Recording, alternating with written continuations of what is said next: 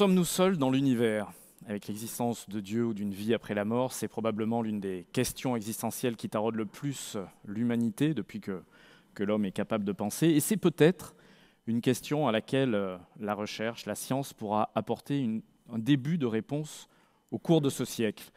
En effet, grâce à la conquête spatiale qui a débuté il y a maintenant plus de 60 ans, on a maintenant des premières traces de sites où l'on soupçonne qu'une vie a pu exister, que de l'eau pourrait exister aujourd'hui sous forme liquide, et pourquoi pas une forme de vie. Mais quelle forme de vie? C'est ce dont nous allons essayer de débattre et de réfléchir ensemble avec nos invités. Lorsqu'on parle de vie dans le système solaire, eh ben la culture populaire parle avant tout de martiens, n'est-ce pas Olivier Gano, vous qui êtes un spécialiste de Mars. Est-ce que vous savez expliquer pourquoi on pense tout de suite aux martiens? Alors, je pense qu'il y a tout un historique que je ne serais pas forcément capable de reproduire, mais on sait déjà que on a eu toutes. C'est les observations de Mars d'abord au télescope. Je pense qu'on peut remonter au 19e siècle.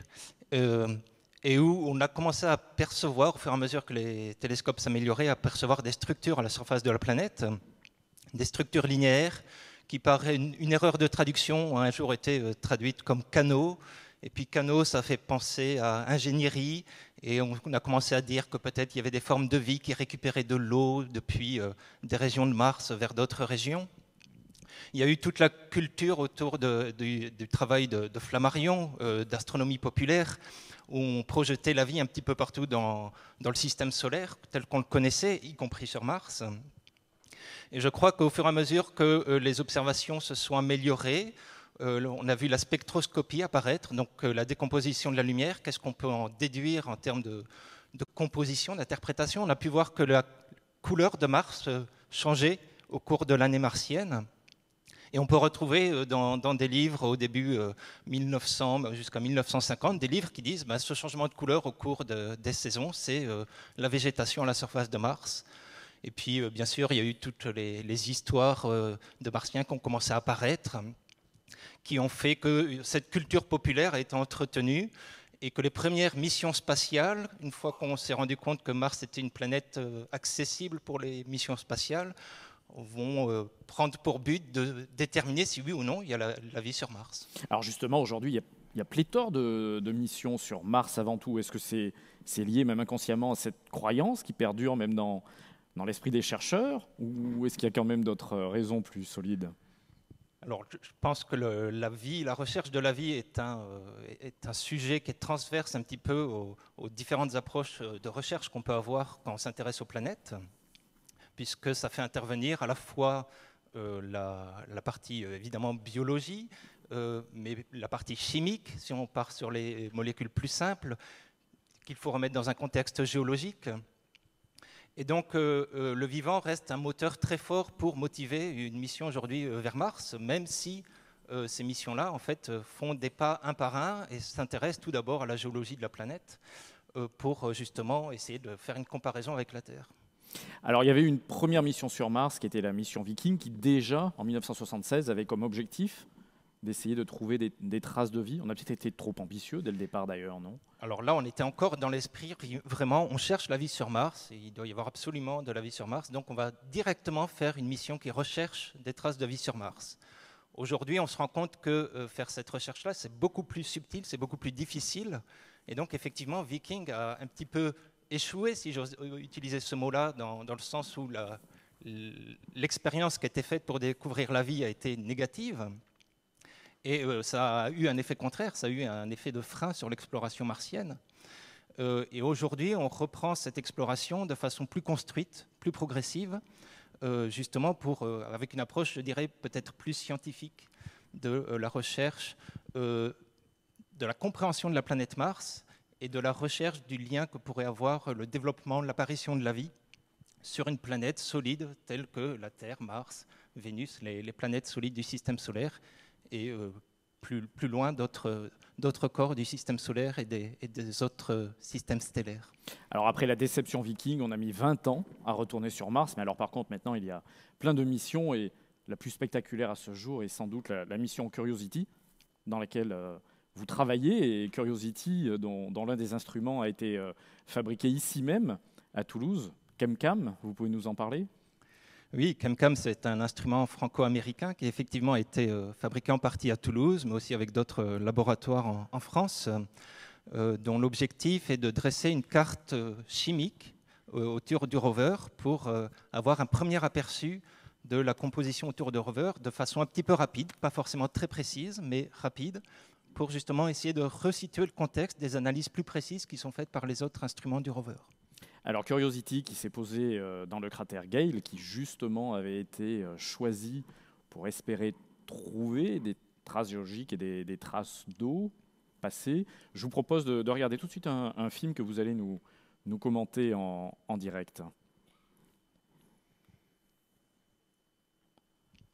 Donc voilà, on voit l'atterrissage du rover Curiosity en août 2012 dans ce cratère qui fait 150 km de diamètre, qui a une montagne au centre qui fait 5 km de haut, donc qui est assez élevée, et qui a motivé le choix de ce site d'atterrissage parce qu'on pouvait voir différentes strates géologiques à l'intérieur de ce cratère. Donc ce qu'on imagine, c'est qu'il y a 3,7 milliards d'années, on est dans une période où on a encore beaucoup de bombardements météoritiques à la surface de Mars, et ce qui a formé évidemment ce cratère, et un piton central qui n'était peut-être pas aussi haut que ce qu'on voit aujourd'hui, mais qui va fractionner le fond de Mars. Et on a une époque, la fin du Noachien sur Mars, où on pense on a des évidences qu'il y a de l'eau liquide de façon permanente. Et cette eau liquide a pu apporter des sédiments au fond de ce cratère qui vont se déposer et former ce qu'on appelle des roches sédimentaires. On a des évidences aujourd'hui, grâce à Curiosity, qu'on a eu des lacs qui ont perduré suffisamment longtemps pour former ces roches. Et puis quand l'eau a disparu à la surface de Mars, on a encore des sédiments qui sont apportés par le vent, qui viennent remplir encore un peu plus le cratère, former cette montagne au centre. Et ce vent qui continue à souffler pendant des milliards d'années va creuser maintenant le cratère pour remettre à jour les couches qui ont été formées par l'eau, par la présence d'eau. Et depuis à peu près 3 milliards d'années, il ne se passe presque plus rien dans ce cratère, et c'est ça qu'on explore aujourd'hui. Ces couches sédimentaires qui se sont accumulées font aussi qu'il y a une fracturation du sol, que l'eau a pu circuler dans le sous-sol pendant un certain temps. Mais toute cette activité géologique s'est arrêtée pour laisser la place au vent et à l'oxydation de la surface telle qu'on la connaît partout sur Mars. Et ces images qui ont été prises par le robot montrent des roches sédimentaires, des roches qui se sont comme ça déposées par couches successives, et dont certaines se sont formées en présence d'eau, comme là où se trouve le rover sur cette photo. On est sur un fond de lac, un ancien fond de lac.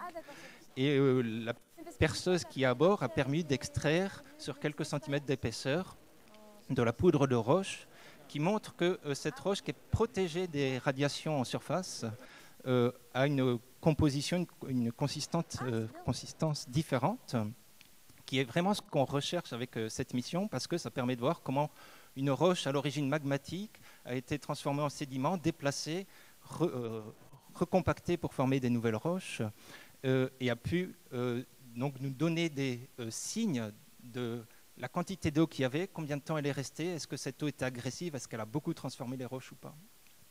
La mission de Curiosity, c'était une étape où on cherche à savoir où est-ce qu'il faut chercher des signes de vie, si on voulait rechercher des signes de vie sur Mars. Pas directement chercher la vie, mais plus se poser la question, justement, où est-ce qu'on peut avoir de l'eau qui reste suffisamment longtemps. C'est ça, c'est notre souci avant tout de trouver de l'eau. Ouais. Qu'en échange avec les roches, où on peut avoir de l'énergie dont la vie aurait besoin, et donc ce qu'on va appeler l'habitabilité, en fait. L'habitabilité à la surface d'une planète.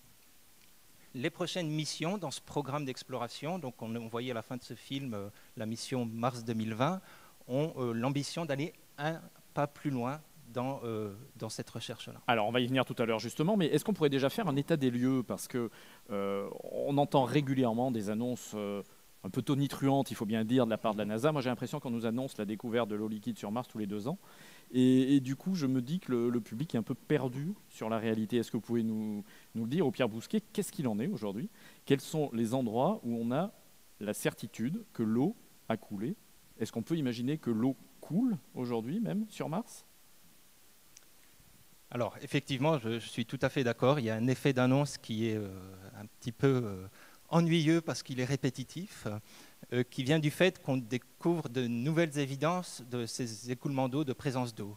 Et que la vraie recherche aujourd'hui, ce n'est pas des affirmations de vérité qui tombent d'un coup comme ça, mais c'est des faisceaux d'évidence qui s'accumulent petit à petit et qui permettent de progresser dans nos connaissances. Ce qu'on peut dire de Mars, c'est qu'on sait qu'il y a une époque très reculée où il y a eu suffisamment d'eau pour créer des lits de rivières assez importants qui sont visibles sur les photos satellites. Donc ça, c'est évident. Et cette recherche qui est orientée justement vers l'eau, petit à petit, s'est orientée vers une recherche plus de minéraux, c'est-à-dire les minéraux qui ont été formés en présence d'eau. Pourquoi c'est important? Parce que ça veut dire qu'on a pris suffisamment de temps, l'eau a été là suffisamment présente pour effectuer cette transformation. Donc aujourd'hui, on est certain que l'eau a coulé sur Mars. Donc on est certain que l'eau a coulé à la surface de Mars. La question, c'est à quelle époque, combien de temps? Est-ce que c'était en une seule fois pendant une période très longue, ou est-ce que c'était des petits épisodes où il y avait des résurgences d'eau qui montaient vers la surface puis qui disparaissaient? Là, on a une image justement d'une vallée de Mars, si elle peut apparaître à l'écran derrière nous. Apparemment, ce n'est plus le cas. Oui, cette image-là, Voilà. c'est une image prise à l'intérieur du cratère Gale, où on voit en fond les bords du cratère, et on voit cette espèce de lit de rivière qui en fait ensuite forme un delta. C'est là où le rover a atterri. Ça illustre un petit peu la façon dont on choisissait les sites d'atterrissage il y a quelques dizaines d'années, où on essayait de se mettre justement à l'embouchure de rivières. Mais en fait, ça peut être des événements qui sont récents, mais à l'échelle géologique. On parle d'événements qui étaient il y a 3 milliards d'années, mais qui ne sont pas forcément les plus intéressants dans la recherche de la vie. Parce que le moment où il y avait de l'eau de façon permanente sur Mars, c'est des moments plus anciens. Ces moments plus anciens ont pu disparaître par d'autres activités géologiques.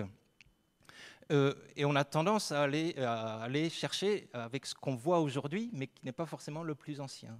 Et c'est là qu'interviennent les minéraux. La photo que vous avez là, qui a été prise par un satellite européen, c'est ce qu'on appelle une vallée de débâcle. Donc, quand on a voulu poser Vikings, on allait vers l'embouchure de ce type de vallée qui ressemblent à des immenses fleuves. Vous voyez bien les formes allongées de l'eau qui a contourné les obstacles. Donc, il nous laisse deviner que l'eau a coulé à cette époque, et forcément de façon très violente, j'imagine, pour les de façon très violente. Et donc, je crois que le site de Pathfinder, qui était la mission suivante après Viking, était à peu près dans cette région pour les mêmes raisons.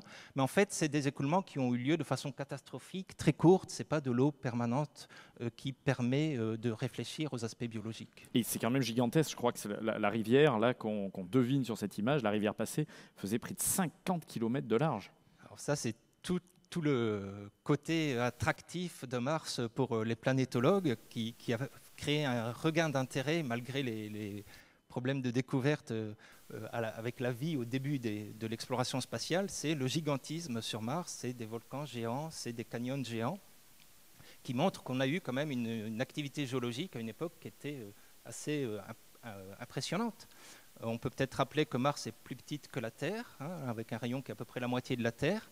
Mais finalement, la surface de Mars, ça représente à peu près la surface des continents émergés sur Terre. Donc, ça reste une planète assez grande à explorer. Pierre Bousquet. Au sujet de l'eau, peut-être, il y a même une controverse moderne sur la possibilité d'écoulement d'eau liquide, saisonnier, furtif, sur des petites régions particulières, sur des flancs de ravins. En tout cas, les satellites qui orbitent autour de Mars observent régulièrement des traînées noirâtres qui sont visibles pendant quelques semaines sur ces flancs de pente élevée. Et certains prétendent que ça pourrait être de l'eau liquide très très salée de la saumure qui, dans les bonnes conditions de température, pourrait ruisseler et créer ces traces. Bon, cela dit, ça n'aurait pas un grand intérêt pour la recherche de vie parce que ça serait extrêmement furtif. Une eau très, très saumâtre, peu propice à la vie.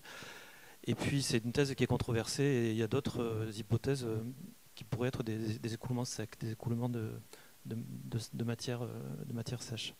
Mais on travaille sur une mission qui pourrait en avoir le cœur net. Avec le JPL, on a réfléchi à des conseils de mission qui permettraient d'aller sonder au bon moment ces traces noirâtres et savoir vraiment s'il y a une présence d'eau importante ou pas. Est-ce que c'est forcément de l'eau d'ailleurs? Parce que là, on voit des traces d'écoulement, mais après tout, est-ce que ça pourrait pas être un autre liquide que de l'eau? Ça pourrait, mais enfin, l'eau est quand même un élément assez commun. Enfin, ça reste fabriqué par des éléments légers qui sont les plus abondants dans l'univers.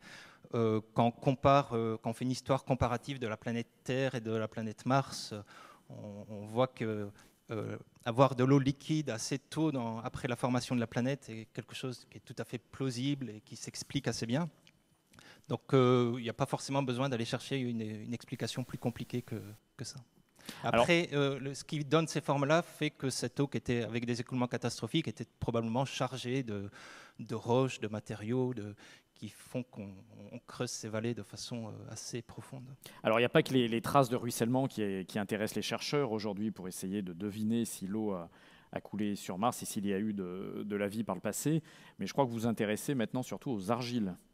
Alors voilà, les argiles sont devenues l'image parlante, là. Le nouvel indicateur des traces d'eau passées à la surface de Mars, non seulement parce qu'il faut de l'eau pour les former, mais parce que aussi ce sont des roches qui se forment sous forme de feuillets et qui peuvent donc aussi piéger de la matière, surtout si on recherche de la matière organique, la protéger des agressions extérieures pour la préserver jusqu'à ce qu'on vienne l'observer, nous, terriens. Ce que vous avez là sur l'image, c'est une zone du cratère Gale où on a des dépôts d'argile qui ont été détectés depuis l'espace et qui ont motivé le choix de ce site d'atterrissage pour la mission, bien qu'on n'y soit pas encore arrivé depuis 2012, mais on approche de cette région-là. Et en fait, on a découvert des argiles ailleurs dans le cratère déjà qu'on ne pouvait pas voir depuis l'espace. Donc ça, c'est tout l'intérêt d'aller faire une mission sur place, c'est justement d'aller voir la vérité terrain et de pouvoir ensuite, à partir de ce qu'on observe sur le terrain, essayer d'extrapoler au reste de la planète. Alors justement, qu'est-ce qui nous reste à découvrir? Qu'est-ce qu'on rêverait de découvrir dans les prochaines années sur Mars et quelle mission spatiale on imagine pour cela, Pierre Bousquet?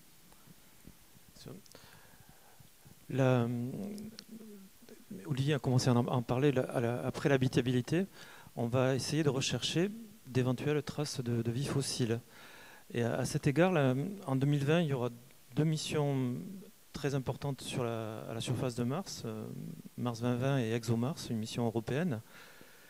Et le rover européen devrait être le plus pointu dans cette quête d'éventuelles formes de vie fossile. En particulier, il aura un instrument qui sera capable de caractériser la chiralité. La chiralité, c'est quelque chose qui nous concerne tous. Sur Terre, dans les formes de vie, dans les molécules liées au vivant, on a constaté que toutes les molécules complexes qui ont une orientation privilégiée, comme nos 2 mains, on a une main gauche et une main droite, ce sont 2 mains identiques mais pas superposables. Il y a 2 orientations possibles, comme les vis qu'on utilise par convention tournent toutes dans le même sens. Mais on pourrait imaginer des vis fabriquées dans un sens différent. Et donc dans les molécules du vivant, il y a ces 2 types d'orientation qui coexistent et qui précisément ne coexistent pas. Il y a toujours le même sens qui est constaté dans chaque molécule, alors que ce soit des sucres ou d'autres formes d'acides aminés. Sur Mars, grâce à l'instrument MOMA d'ExoMars, on saura caractériser la matière organique pour voir si elle présente une orientation privilégiée ou pas. Donc de 2 choses l'une, où on trouve du 50-50 et a priori ça ne serait pas du vivant, en tout cas du vivant pas du tout, qui aurait une histoire tout à fait différente de celle que l'on connaît sur Terre. Inversement, s'il y avait une chiralité affirmée dans un sens, on aurait tendance à penser qu'il peut avoir une origine biologique, même ancienne. Et ce qui serait fascinant, ça serait d'avoir une chiralité marquée et inverse de celle de la Terre. Parce que là, ça voudrait dire que c'est une forme de vie qui se serait développée avec un processus différent de celui qu'on a connu sur Terre.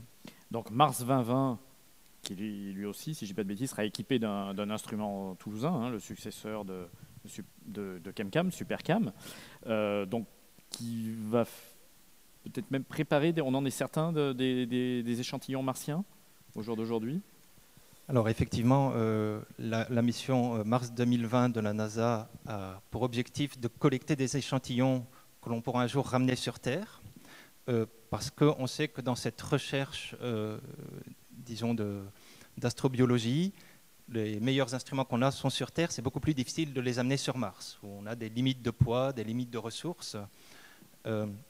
Et donc, effectivement, aujourd'hui, la communauté scientifique est en priorité intéressée par un retour d'échantillons de Mars, comme on a pu faire des retours d'échantillons de la Lune, pour pouvoir les étudier en détail. Olivier Grasset, vous vouliez réagir? Oui, juste un petit élément de complément sur les futures missions ou les missions en cours, parce que c'est vrai qu'on oriente beaucoup, et c'est normal vu le sujet sur l'eau et on va dire la recherche de la vie ou de ce qui s'est passé dans le passé de Mars. Il y a un paquet d'autres projets ou de missions. On a en ce moment, on le sait, la mission InSight qui est en cours pour la structure interne, c'est-à-dire qu'on a énormément de questions sur la structure interne de la planète Mars dans son ensemble, qu'on ne connaît absolument pas. Son champ magnétique qui a disparu, donc il y a beaucoup de projets, alors qu'ils sont pas, on est d'accord, hein, ils ne vont pas venir dans les 5 ou 6 ans qui viennent, mais il y a quand même beaucoup de travail sur le champ rémanent, enfin le champ fossile qui a été enregistré dans les roches de Mars, sur lesquelles il y a pas mal de projets, et on pense qu'il y aura des missions qui sortiront une fois qu'on aura passé ces missions prioritaires. Et il y a aussi de la même façon, par exemple, les Japonais qui vont partir à l'étude de Phobos et Deimos, les 2 lunes de Mars, parce que c'est une façon de répondre à la question de l'origine et de l'histoire de la planète dans ses premiers âges et sa place dans le système solaire. Donc voilà, Mars, de manière plus vaste, il y a encore un paquet de projets à venir dans je pense, les décennies qui viennent. Avec un fort engouement international. La Chine aussi prévoit une mission assez ambitieuse en 2020, les Émirats arabes unis, l'Inde sans doute va y revenir en 2022, les Japonais, tu en as parlé. C'est fascinant de constater combien Mars est une cible convoitée par toutes les puissances spatiales finalement. Avec en point d'orgue donc ce retour d'échantillons qui pourrait enfin peut-être nous permettre d'apporter une réponse à la question. Alors vous le dites, beaucoup de missions envisagées par toutes les grandes puissances spatiales vers Mars, mais il n'empêche que ça n'est peut-être pas cette planète où on pourrait trouver en premier une trace de vie. C'est sans doute plus loin, ce qu'on ne soupçonnait pas encore il y a quelques années, autour de Jupiter et Saturne. Je dis bien autour, parce que Jupiter et Saturne sont des planètes gazeuses, mais en revanche, elles sont entourées de lunes. Olivier Grasset, vous en êtes un spécialiste. Elles sont entourées de lunes où l'on soupçonne, où l'on imagine qu'il existe des océans souterrains. Et donc, pourquoi pas de la vie dans ces océans? Quelles sont les lunes précisément où on imagine cela? Donc on va aller dans l'ordre. La dernière question est la plus simple à traiter. Les lunes dont on parle autour de Jupiter, il y en a 4. Enfin non, pardon, il y en a 3. C'est en allant de la plus proche de Jupiter à la plus loin, c'est Europe, puis Ganymède, puis Callisto, qui sont des lunes très riches en eau. Et après, il y a, je rappelle, hein, autour de Jupiter, il y a plus de 60 lunes. Hein, oui. Mais les autres, c'est des tout petits objets. Et autour de Saturne, en fait, on en a 2 qui sont vraiment privilégiés. Il y en a une qui s'appelle Titan, qui est une très grosse lune, de la même taille que les lunes de Jupiter, Ganymède et Callisto. Et la deuxième qui est Encelade, qui est un petit objet, quelques 200 km de rayon, hein, beaucoup plus petit, mais qui a ce qu'on va appeler un potentiel exobiologique, c'est-à-dire, alors je ne vais pas aller jusqu'à la vie, mais qui présente les caractéristiques d'un monde habitable, on va y revenir, qui est sans doute la candidate favorite du système solaire externe. Je rappelle qu'on est loin. Hein. Jupiter, on est à 1 milliard de kilomètres d'ici. Saturne, on fait entre 600 millions et 1 milliard de kilomètres. Au niveau de Saturne, on est plutôt à 1,5 milliard de kilomètres. Et juste pour redonner le contexte, en température, on est à moins 120 degrés aux alentours de Jupiter. On est à pas loin de moins 180 degrés aux alentours de Saturne. Donc quand on va parler d'habitabilité, de vie, etc., il va falloir aller bien profond. Hein. Ce n'est pas du tout les environnements de surface. On n'est plus dans le contexte martien. On change de monde. Voilà. Alors, on parle là aussi, ces dernières années, d'océans liquides qu'on pense avoir détectés sur telle lune, puis telle autre. Quelle certitude on a dans ce domaine aujourd'hui? On est sûr. Voilà, on est sûr. Pour toutes les lunes que vous avez évoquées, 15 ans d'exploration, ou plutôt d'analyse des données depuis la fin de la mission Galileo autour de Jupiter, donc, qui s'est terminée au début des années 2000, et une bonne dizaine d'années entre le moment où on pressent qu'il doit y avoir des océans et la démonstration, après le traitement très très poussé de l'ensemble des données, la démonstration du fait qu'il y a oui réellement des océans profonds sous les lunes de Jupiter. Pour Saturne, on est sûr pour d'autres raisons, mais c'est bien évidemment la mission Cassini-Huygens qui a orbité de 2004 jusqu'à il y a quelques mois dans le système de Saturne, et là de la même façon les évidences sont avérées. Alors lesquelles? Pour aller à l'essentiel, pour faire très simple, À Jupiter, je dirais que l'élément qui a démontré l'existence des océans, c'est absolument pas l'observation directe, parce qu'ils sont très profonds, ils sont sous la glace, mais c'est en fait la détermination de ce qu'on appelle le champ magnétique induit. Et c'est quoi l'idée? C'est que Jupiter a un champ magnétique propre qui est extrêmement intense, et vous avez en fait, avec la sonde Galileo qui passe au voisinage des lunes, la détection d'une anomalie magnétique. On baigne dans le champ magnétique de Jupiter et soudain, lorsqu'on survole les lunes, on mesure une anomalie du champ magnétique qui est en fait liée à l'existence d'un autre champ magnétique qui est un champ magnétique induit. Et pour ceux qui ont eu les cours de physique il y a plus ou moins longtemps, vous aviez à utiliser la règle des 3 doigts pour retrouver dans quel sens on allait mettre le vecteur champ magnétique entre le champ magnétique propre et le champ magnétique induit. Et le troisième doigt, celui du milieu, vous mettez le courant électrique qui générait le champ magnétique induit. Je vous refais l'histoire, on a un champ magnétique propre, on détecte un champ magnétique induit, vous avez obligatoirement un champ électrique entre les deux. Et la seule manière de faire un champ électrique au voisinage de la Lune, en fait, c'est en mettant un élément conducteur à l'intérieur de la Lune. 2 options, un noyau de fer ou un océan sous quelques dizaines ou centaines de kilomètres, parce qu'un océan avec plein de sodium, magnésium, etc., eh ben, c'est un élément conducteur. Le débat a duré 10 ans, parce que, un peu moins quand même, mais il n'était pas évident, à partir des données qui sont quand même assez parcellaires, de pouvoir garantir que le signal était bien lié à un océan et non pas à à un noyau de fer. Aujourd'hui, on en est sûr pour Europa, pour Ganymède et pour Callisto. Pour Titan, c'est Europa justement qu'on voit à l'écran. Voilà, donc ça c'est la Lune Europe. Cette Lune Europe, donc, alors il y a plein d'autres évidences. Par exemple, celle-là, on observe, je vous informe, 1500 km de rayon, c'est quand même un gros objet. Hein.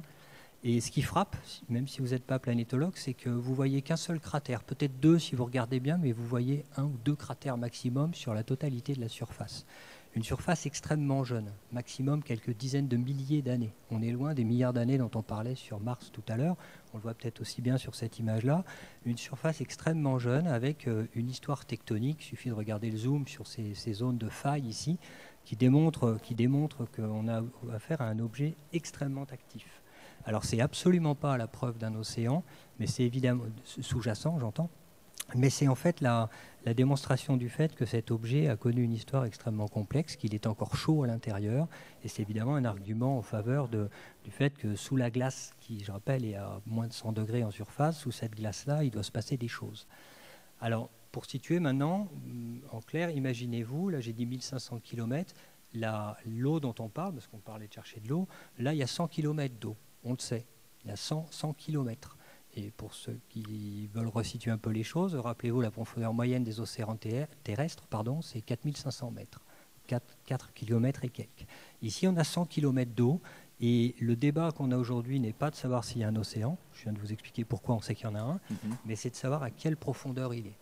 Il est peut-être seulement à quelques kilomètres de profondeur, et sur environ 90 km ou 95 km de liquide, ou alors il est peut-être à 20 ou 30 km de profondeur. Ce qui là serait une moins bonne nouvelle. C'est pas très grave, mais c'est fait toute la différence pour l'exploration spatiale, parce que s'il est à quelques kilomètres, ou même un peu moins, parce que dans certaines zones, comme je crois que vous avez une image après qui le montre, dans certaines zones on peut s'attendre à le voir assez superficiel, on peut imaginer aller explorer les océans, mais s'il est à 30 km ou 40 km de profondeur, là, c'est pas la peine. Il n'y a pas de mission spatiale, même en concept, qui peut espérer aller forer 40 km de glace à 1 milliard de kilomètres de chez nous pour aller explorer l'océan.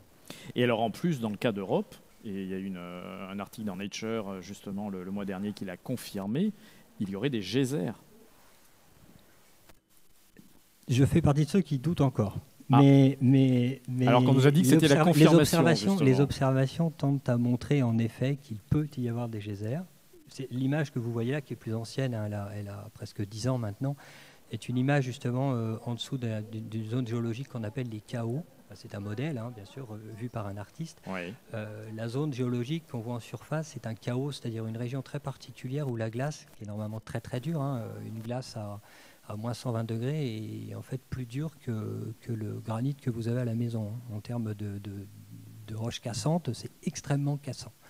Mais cette glace très dure, en fait, dans cette zone-là, on voit des blocs très durs comme des icebergs et puis qui sont environnés par manifestement un matériau plus mou. Alors il n'est pas plus mou maintenant, mais il l'a été à un moment donné. Et une des raisons, c'est cette espèce de chambre, je vais appeler ça chambre magmatique, excusez-moi, mais chambre cryogénique, on va dire, où on voit ce lac d'eau qui se trouverait en dessous.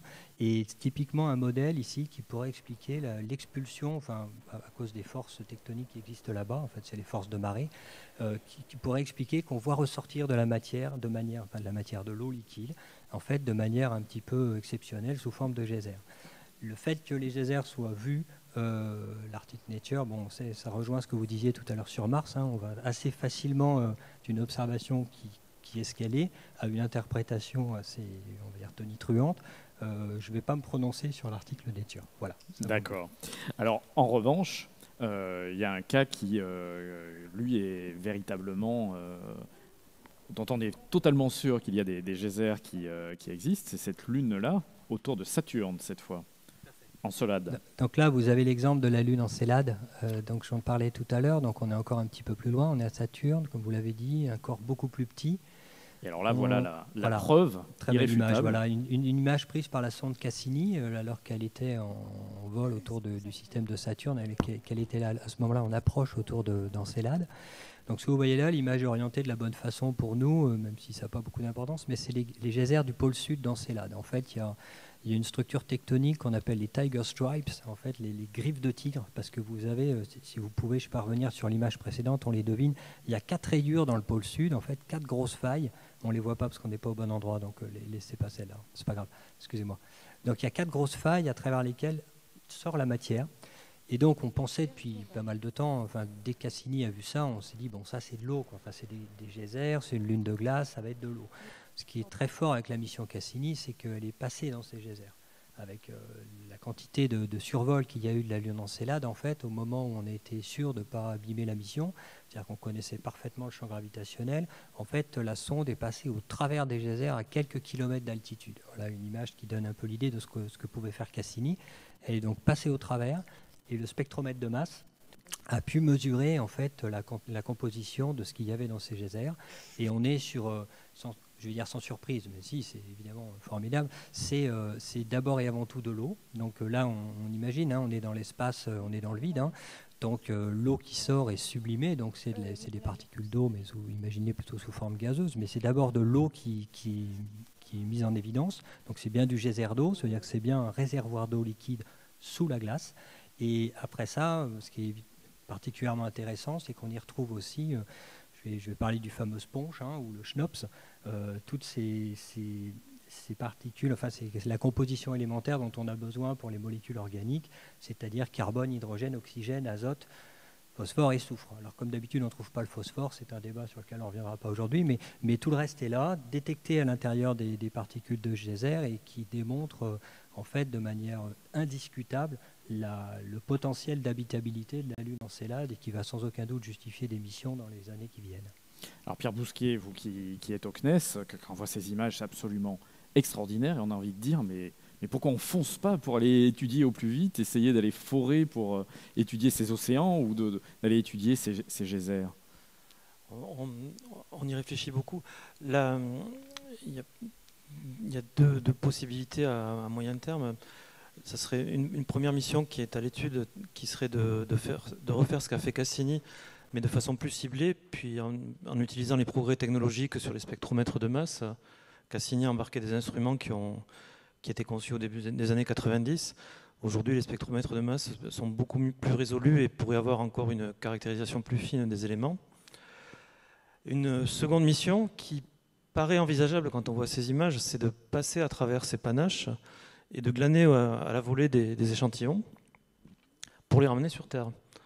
L'avantage de ces geysers, c'est qu'on peut faire du retour d'échantillons de façon élégante sans devoir se poser, ce qui est toujours compliqué, il faut redécoller, ça rajoute des grandes sources de difficultés techniques. En plus, en passant à la volée, on court moins le risque de polluer la planète. Puisqu'Encelade est une cible privilégiée pour les zoobiologies, il ne s'agit pas de la polluer en envoyant dessus des engins qui ne seraient pas tout à fait stérilisés, même si on s'efforcera de les stériliser au maximum. Donc Encelade est une cible à l'étude pour faire du retour d'échantillons d'éléments provenant de ces geysers. Mais voyez, on nous demande sur Facebook, mais pourquoi on vise autant Mars finalement, s'il y a des cas aussi intéressants autour de Jupiter et Saturne? C'est intéressant, mais le voyage aller prend 5 ans, 6 ans, 7 ans minimum. Plus le déroulement de la mission, plus le retour. Plus le retour, ça fait des missions qui restent quand même complexes, qui demandent une très grande fiabilité pour les instruments, qui demandent aussi, tout bêtement, de la persévérance vis-à-vis de la carrière de nos scientifiques. On a vécu ça avec Rosetta. Je suis sûr que ça leur fait pas peur. Les scientifiques qui avaient conçu la mission Rosetta ne sont pas forcément ceux qui ont pu exploiter les résultats. Donc c'est des missions de très grande haleine. La troisième génération de missions sur Encelade dont on rêverait, ça serait de creuser, d'accéder à l'océan pour y déployer des instruments dans des sous-marins. Mais là, je pense qu'il y a encore une phase de caractérisation à faire pour savoir plus précisément quelle est l'épaisseur de la croûte et est-ce qu'on est à même technologiquement de déployer des engins qui devront percer, naviguer, tout en continuant à communiquer avec la Terre. Alors, juste avant de passer la parole à la salle pour des questions, juste pour finir très brièvement le tour du système solaire. Après Saturne, on a Uranus et Neptune, les deux planètes les plus éloignées, sont vraiment des mondes lointains, mais enfin quand même, je crois que sur Triton, qui est la lune principale de Neptune, on imagine des geysers et peut-être une atmosphère, donc c'est un cas possible. Oui, alors... Oui, on imagine, vous l'avez bien dit. Aujourd'hui, notre connaissance est quand même particulièrement parcellaire. Mais pour autant, par rapport à il y a 20 ans, c'est clair, on a, avec les exemples que je vous ai donnés, une claire évidence du fait que finalement, l'existence d'eau liquide souterraine, mais vraiment profond, semble être plus commune peut-être que des corps complètement solides. Ça a l'air d'être finalement plus la généralité pour les gros objets. Et par analogie aux grosses lunes de Jupiter et Saturne, il est vrai que Triton n'a pas de raison d'être différente d'une lune comme Titan. Mais le degré de connaissance qu'on a reste quand même assez particulièrement modeste.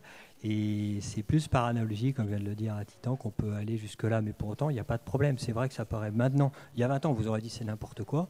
Aujourd'hui, ça paraît juste le modèle commun. Et on se dit ça doit être ce qui se passe aussi sur Triton, c'est clair. Alors, on s'est éloigné de plus en plus dans le système solaire, mais il y a deux planètes qui sont encore plus proches du Soleil que la Terre, il ne faut pas oublier, Mercure, Vénus. Ce sont des fournaises, 350 degrés sur Mercure, je crois 470 sur Vénus. Et pourtant, même là, même à 470 degrés sous Vénus, je crois qu'on imagine, même si ça fait débat, qu'il pourrait y avoir de la vie dans l'atmosphère. Oui, alors effectivement, Mercure, on ne s'y intéresse pas trop pour ces questions-là, pour les questions de température, qu'il n'y a pas d'atmosphère, que la géologie de surface est très compliquée.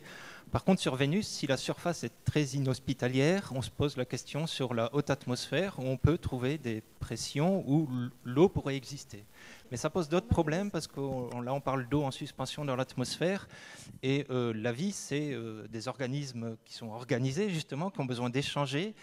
Et on voit mal cet échange avec justement le milieu extérieur, comment on va aller chercher certains minéraux pour la vie, etc. Donc, c'est des hypothèses sur lesquelles certains chercheurs travaillent, mais qui ne sont pas simples à poursuivre. Peut-être un mot sur Mercure, pour confirmer qu'on s'y intéresse, même si ce n'est pas pour rechercher de la vie. On va lancer quand même le 18 octobre, tout à fait. Retenez cette date, une mission qui est pilotée par l'agence européenne, mais à laquelle le CNES a contribué avec 8 laboratoires du CNRS, qui va envoyer 2 orbiteurs autour de Mercure, un orbiteur japonais et un orbiteur scientifique européen, avec 2 axes de travail. Le premier, c'est l'interaction entre Mercure et le Soleil, qui est très proche de cette planète, donc ça donne des phénomènes privilégiés de couplage. Et l'autre, qui est l'étude géologique et l'étude de la surface de Mercure. Encore une fois, il faudra être patient, puisque la sonde Bepi-Colombo arrivera autour de Mercure en 2025. Ça rejoint encore l'idée que j'ai développée tout à l'heure. Alors, on va passer aux questions dans le public. Est-ce qu'il y a des questions? Je vois des mains qui se lèvent ici. Je ne sais pas où sont les micros. Bonjour. Bonjour. Concernant la présence d'eau sur les lunes de Jupiter et de Saturne, est-ce que est-ce qu'on a imaginé qu'il serait possible que les noyaux soient chauds, donc qu'il y ait une augmentation de température et que du coup l'eau soit sous forme gazeuse ou sous pression? Ça, je vous renvoie au diagramme de phase de M. Bridgman en 1913. Je plaisante, mais en fait, on connaît, quand on parle de ces objets lunaires, pour la plupart, les très gros, donc Ganymède, Callisto, c'est 600 km. Je vous ai parlé d'Europe, c'est 100 km, les autres, c'est 600 km. Bon, l'intérieur est chaud, il n'y a aucun problème. C'est-à-dire qu'on est sur des objets planétaires différenciés. Callisto, on peut débattre de ça, mais ça veut dire qu'on peut s'attendre à des températures à l'intérieur de 1000 degrés et plus. Mais je blaguais sur le diagramme de phase de Bridgman, c'est-à-dire que le diagramme de phase de l'eau, en fait, même à haute température, c'est la pression qui influence le plus. Et le domaine d'existence de l'eau liquide est relativement modeste, c'est-à-dire que même à haute température, lorsque vous descendez profond, vous allez retrouver de la glace. Donc en fait, sur Europe et Encelade, on est dans un cas très particulier où les lunes étant assez petites, sous la glace, on a l'eau liquide, et sous l'eau liquide, on va trouver les roches. D'accord ? Donc on est dans un contexte assez similaire à la Terre. C'est des objets qui ont vraiment un potentiel d'habitabilité. Et je ne parle pas de vivants, hein, c'est tout autre chose. Quand on est sur les gros objets comme Ganymède, Callisto, Titan, et éventuellement Triton, on est sur un tout autre volet parce que là, en fait, on va parler d'océan sandwich. On a la glace, dessous on va trouver l'océan, et dessous, quelle que soit la température qui va être chaude en profondeur, en effet, on va retrouver de la glace de haute pression qui existe, qu'on peut faire en laboratoire sans problème, même à 500 degrés de température. Hein, d'accord ? Donc on va parler d'océan sandwich parce qu'ils sont coincés entre deux couches de glace. Une autre question en haut, puis ensuite en bas. Oui, bonjour. Moi, je voudrais revenir sur Mars. J'avais deux questions. La première, vous avez parlé de Viking qui avait donné des résultats négatifs. Pourtant, il me semble qu'il y avait une sonde, un test LR, qui avait prouvé des résultats positifs, justement, où on avait mis des nutriments avec du sol martien.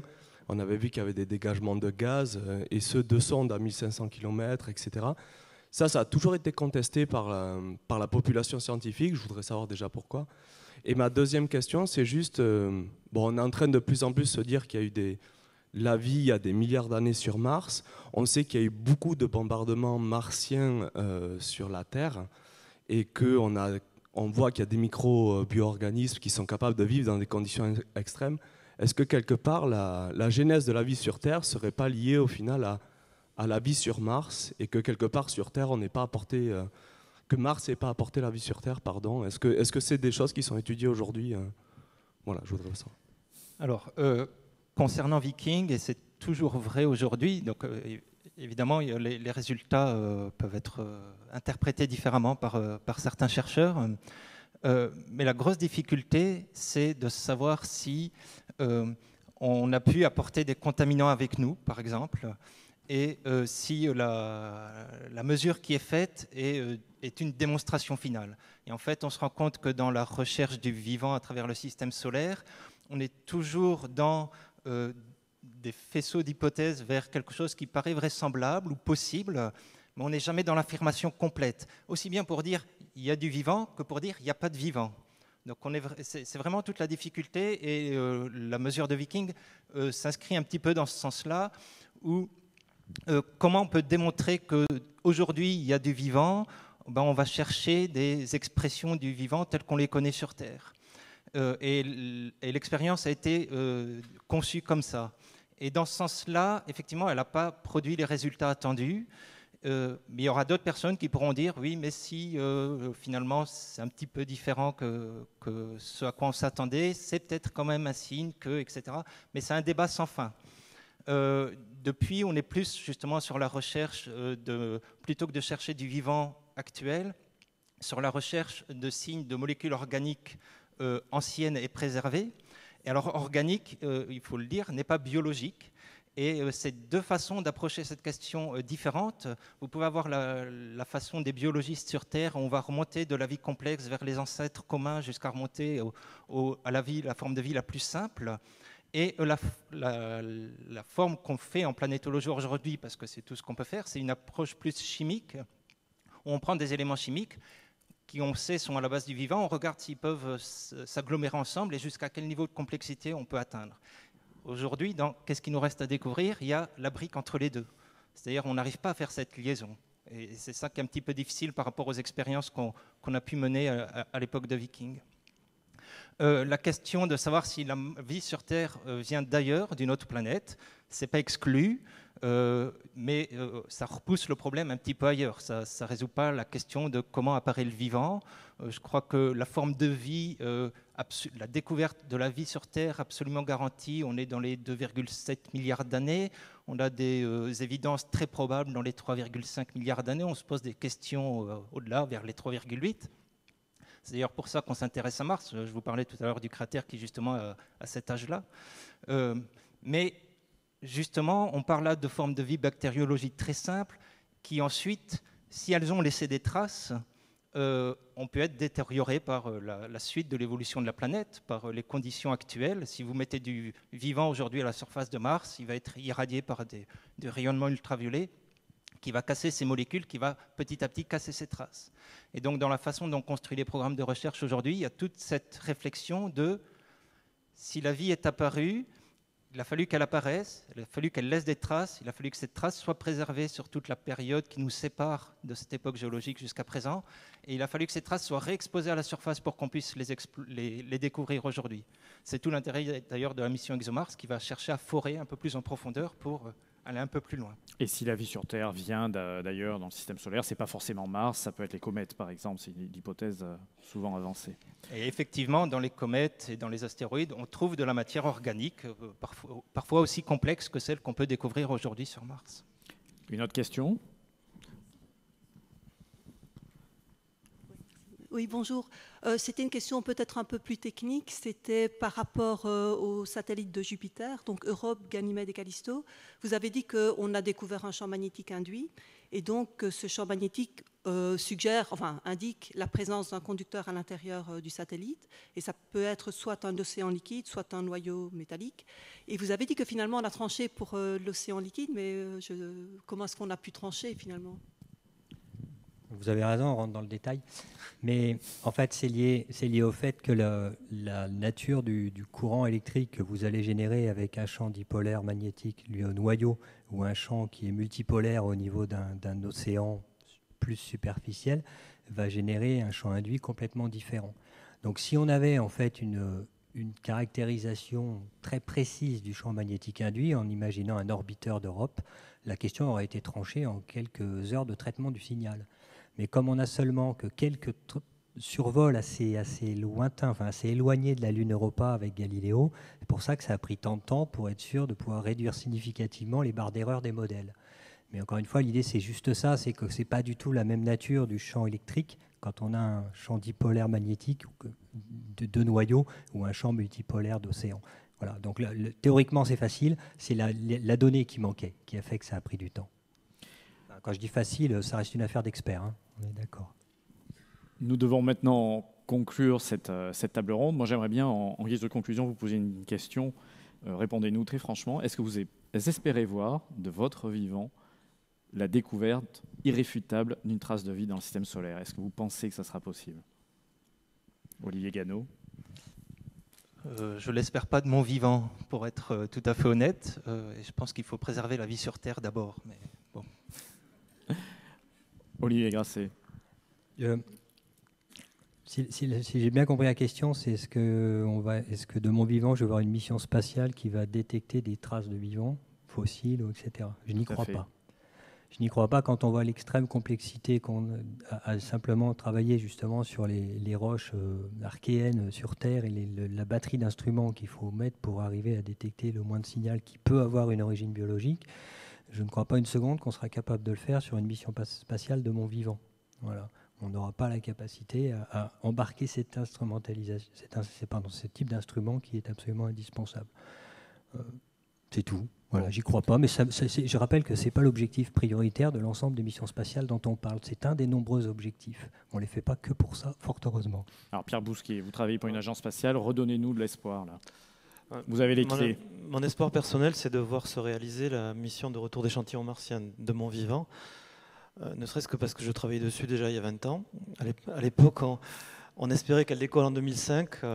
Il y a différents facteurs qui ont fait que ça a été repoussé. Maintenant, on espère la faire pour 2030. Et ce qui est encourageant, c'est que la Chine, de son côté, et les États-Unis, avec l'Europe de l'autre, travaillent sur le même calendrier pour que cette mission ait lieu en 2030. Donc si on réussit à ramener ces échantillons martiens, on devrait savoir si au moins dans ces échantillons, il y a des vestiges de vie fossile ou pas. S'il n'y en a pas, ça ne répondra pas définitivement à la question, ni sur Mars, et encore moins plus loin dans le système solaire. Mais plus loin dans le système solaire, j'ai peur qu'effectivement, de mon vivant, on ne puisse pas avoir de réponse tranchée. Je voudrais juste dire un petit mot optimiste, que vous me dire de trouver pessimiste. Je suis sûr que de mon vivant, je vais voir la découverte d'une autre Terre autour d'une autre étoile, avec son atmosphère et les caractéristiques terrestres. Ça, on va le faire très rapidement, d'ici 10 à 20 ans. Merci pour cette note.